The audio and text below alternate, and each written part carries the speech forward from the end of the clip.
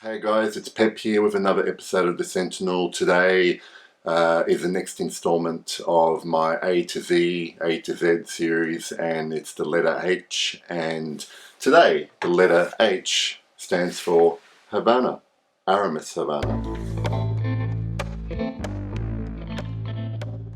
Alright guys, well, we'll get straight into it. Aramis Havana was released way back in 1994, and what strikes me about that is that was probably right in the middle of all the freshy, aquatic, Calvin Klein type fragrances that were taking over around that time, and Aramis pretty much released something that was, in keeping with their style of the time, and but really the opposite of the I guess the fashion in men's fragrances at the time. Aramis Havana is classified as an Oriental spicy, I think it is, and I won't go through the note breakdown, but what I do want to say is I've mentioned this in a couple of my videos. Now, this at the moment, this is a 100ml bottle, and you can get this for 30 Australian dollars, so it's probably even more of a bargain elsewhere. And what I love about this is that it's very cheap, but also the fact that it's tobacco. It's a tobacco-based fragrance, which is one of my favorite notes in perfumery. But this has a lot of stuff going on, and there is, yes, there's spiciness, there's the tobacco, but there are some also blended in some fresh notes, and then you work your way through and you get the mossy, oak moss, and I think there's a bit of vetiver in there. But what I've done today is I've sprayed some on the back of my hand a little while ago, so we've got the dry down on one hand, and I'm going to go through the opening on the other. So let's go ahead. Okay.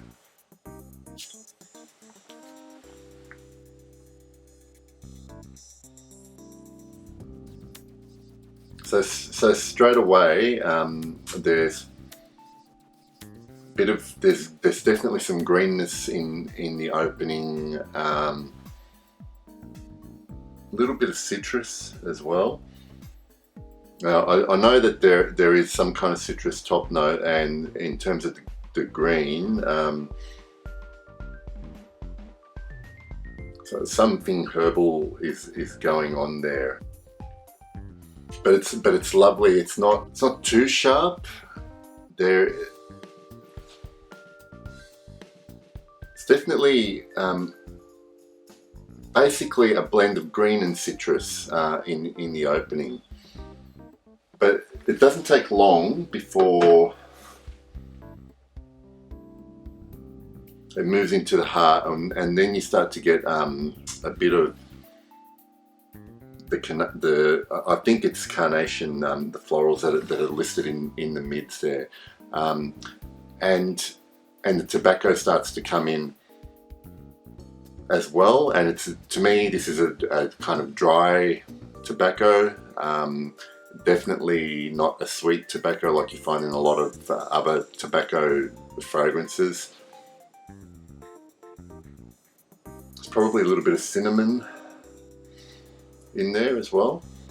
So that's the opening, but I want to compare it to what's been drying down on my other hand, and see what this is dried down to is a nice, the best way to describe it is like a dusty oak moss dry down, and there's still the tobacco lingering there, and all the sharpness from the opening and the spiciness has kind of mellowed out.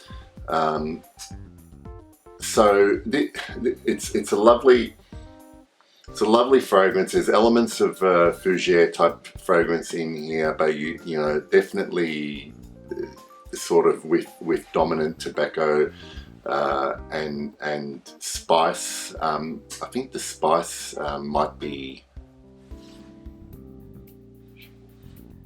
Yeah, I'm not sure what the spice is, but it's something sharp in the opening, which definitely dies down and becomes mellow and thick oak moss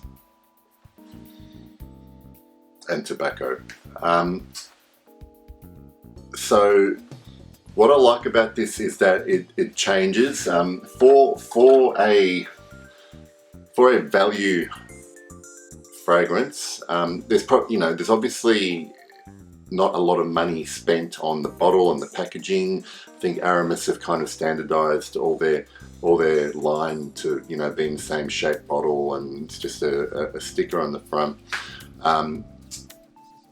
But I think a lot of the money you're paying, like, is definitely for the juice inside, because this has fantastic performance. I mean, I wear this and put it on 7 o'clock in the morning. I can still smell it 7 o'clock in the evening.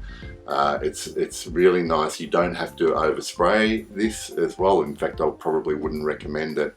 And this is something that I would wear most of the year. Probably not on really hot days, but definitely summer nights and evenings.